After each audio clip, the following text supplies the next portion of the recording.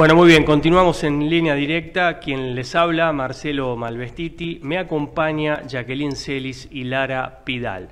Equipazo, ¿no? Como siempre. Equipazo, firme siempre, cada semana. Siempre. ¿Tenés alguna duda, Marcelo? No, ninguna. Agarramos la pala, siempre. Bueno, está con nosotros Cristian Prado, que es terapeuta holístico, filósofo. El tema, los orígenes de la filosofía. Le vamos a dar formalmente la bienvenida. ¿Cómo te va? ¿Cómo estás? Muchas gracias por la invitación. Y bueno, arrancamos con los orígenes de la filosofía. ¿Cuáles fueron? No se sabe si hubo un claro. origen. No se sabe, claro. Acércate un poco más al micrófono, nada más. Ahí, así sale mucho mejor la voz. Ahí está. Sí. Bien. Entonces, ¿cómo nació la filosofía? En realidad, primero nacen los filósofos. Es decir, aquella persona que se preguntó por algo incógnito detrás de la realidad. Se asombró ante algo desconocido y empezó a perseguir ese desconocimiento, que luego se transformó en sabiduría. De ahí que la filosofía implique una búsqueda por la sabiduría. Claro. O sea, no son sabios, son buscadores y amigos de la sabiduría. Claro. Por eso los filósofos como tales de Mileto o Pitágoras se decían filósofos. Claro. Es decir, los sabios son los dioses. Claro.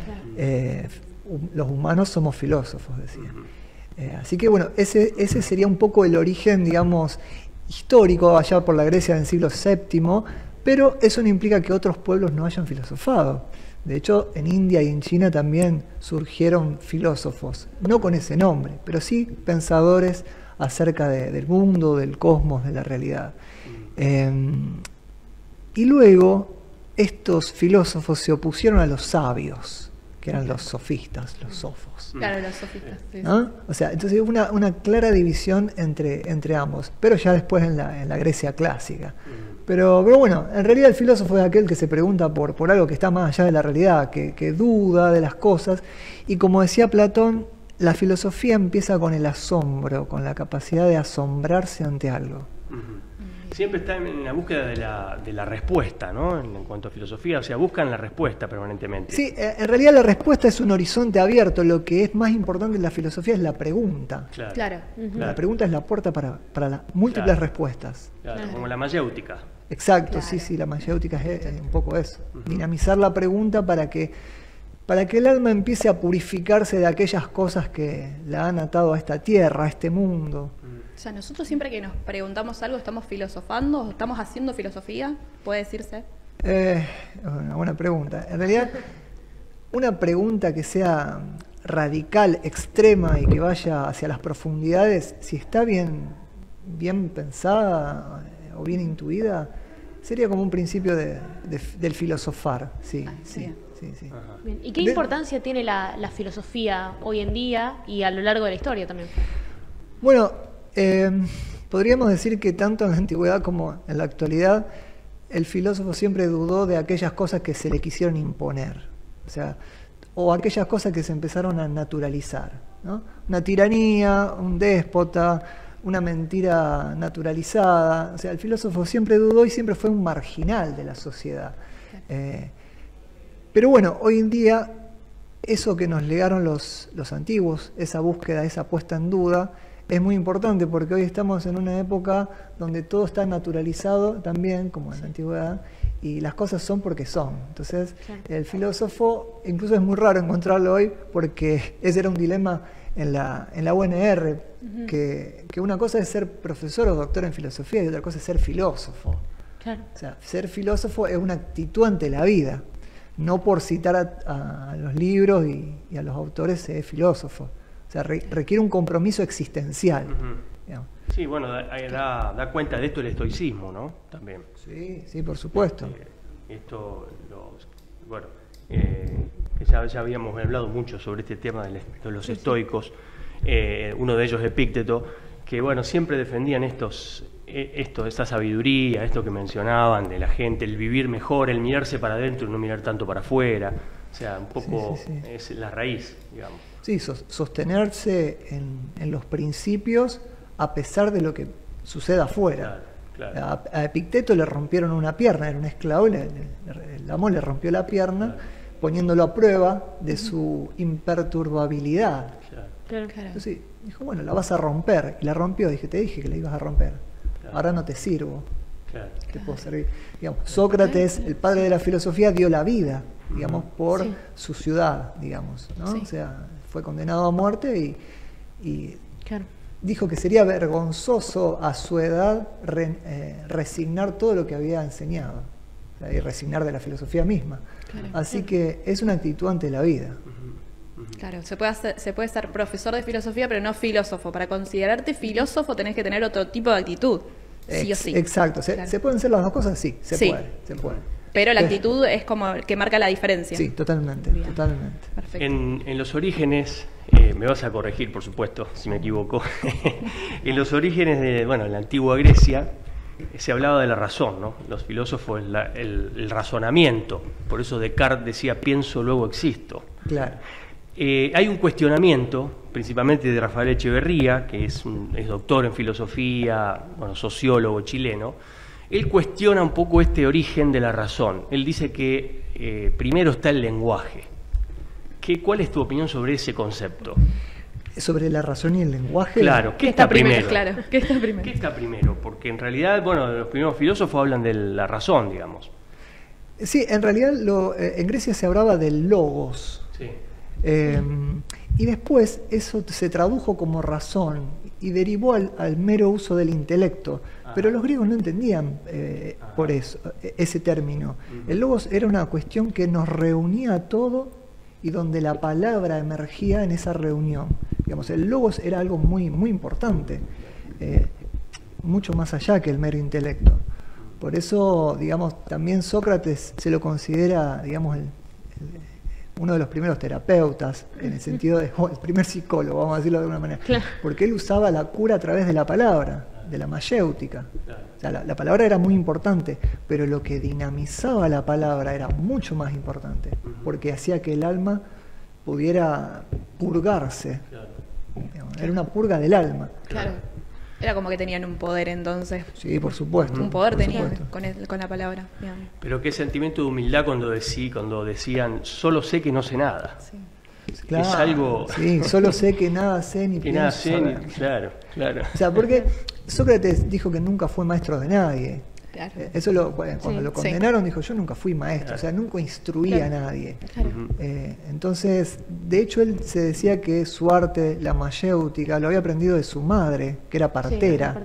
O sea, que así como las parteras daban a luz a los niños, él daba a luz las almas que buscaban por la verdad. Entonces tenía que sacarlas, extraerlas de ahí adentro. Claro. Y es importante traer estos conceptos de la antigüedad, de Sócrates, de Platón, a nuestra vida actual, o también está bueno como crear nueva filosofía, no sé si me explico. Sí, de hecho, o adaptarnos también a los autores contemporáneos. Sí, de hecho hay nuevas miradas debido a otros contextos, ¿no? Pero en realidad, por ejemplo, yo cuando hago terapia, estoy con otro consultante, la mayéutica es muy importante, es socrática. Obviamente no uso la ironía ni algunas de esas cosas que usaba Sócrates, pero sí la pregunta, la repregunta, la búsqueda de sentidos, su posición en la vida, y obviamente miradas actuales son muy importantes porque nos orientan en estos tiempos, como dicen los filósofos contemporáneos, de hiperconectividad. O sea, ahora sí la búsqueda de sentido se está disolviendo casi, porque eso es un tema muy, muy fundamental.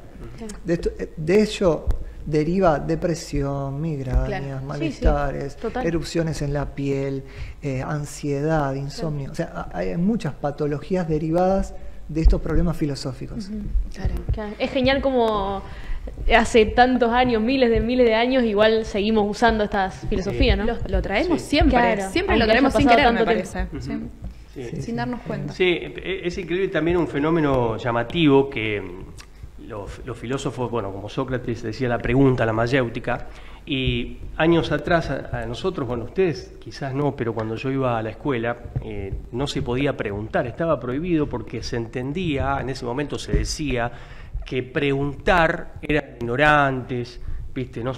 Había que escuchar nada más en la clase, ¿viste? Y hoy día ha cambiado tanto esa idea de antes que había que estar callados, en un establecimiento educativo. De hecho, hoy los docentes mismos, universitarios, tienen que también darle paso a los alumnos, a las alumnas, para que interactúen, para que participen.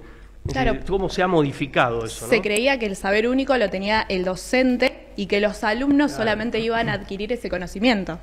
Sí, por eso es importante diferenciar instrucción de enseñanza. O sea, Claro. una cosa es instruir, o sea, bajar contenidos, otra cosa es enseñar. Claro. Digamos. Por eso, por ejemplo, en filosofía con niños, que es un área también que se enseña, ¿no? O sea, está a partir de los 60, 70 empezó a usarse en Estados Unidos.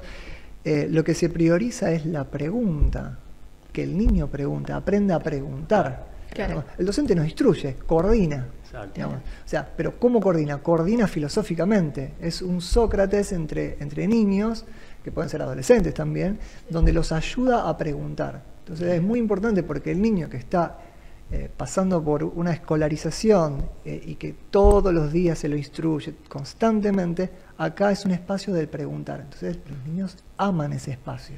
Claro. Es muy, muy importante. Sí. Cristian, por último, ¿qué es el mito? Que se habla mucho de mito y se explica poco. El mito, a ver, ¿qué es el mito en el sentido etimológico? Sí, ¿O cómo? etimológico, exacto. Algunos lo consideran que proviene del prefijo mu, que es como una boca cerrada, o sea que implica un cerramiento y una apertura de algo, de algún Ajá, secreto. ajá. Algunos autores van por ese lado. En realidad mito significa relato. Bien. Es un relato acerca de algo, de una realidad o algún acontecimiento. Pero yo adhiero a lo que decía Mircea Eliade, que por ejemplo, no es cualquier relato el mito. Porque ahora dice, un mito, bueno, es una cosa fantástica. Claro que no, es increíble. No. O sea, el mito es un relato acerca de una realidad sobrenatural Bien. que afecta a las personas. O sea, que es una realidad para las Claro. personas. Sí, sí, para esas personas sí. De hecho, quizás sea para otro programa, vivimos atravesados por mitos. Sí, Está obvio. bien. Tenemos unos mitos que no lo queremos confesar, pero cuando aparece un ídolo y se transforma en un ídolo de masas, Ajá. y uno objetivamente se corre y dice, pero ¿qué tiene que ofrecer esta persona? Más allá de la influencia mediática, o sea, descartamos eso. Pero, ¿qué hay ahí para que las masas enaltezcan a alguien de una manera Claro. mitológica, sobrenatural? Bueno, ahí funcionan lo que Jung llamaba los arquetipos, ¿no? O sea, aquellas instancias sobrenaturales que están en las personas y que se despliegan en el inconsciente colectivo. Claro. Obviamente una Palas Atenea no es lo mismo que un Maradona, o sea, no es para Salvando la comparar. distancia, Claro, Pero, digamos, la psique humana todavía sostiene esas cuestiones arcaicas de Mira qué proyección. O sea, que es muy interesante. Sí, Sí, muy para bueno. un tema. Sí, Sí, sí, sí, sí, sí. muy bueno. Aparte. Para otro programa, Sí, para sí, 15, sí, 20 sí. minutos más. Te juro. Bueno, gracias por estar acá en Línea Directa, muy Muchas amable. gracias. Gracias. Bienvenido, gracias.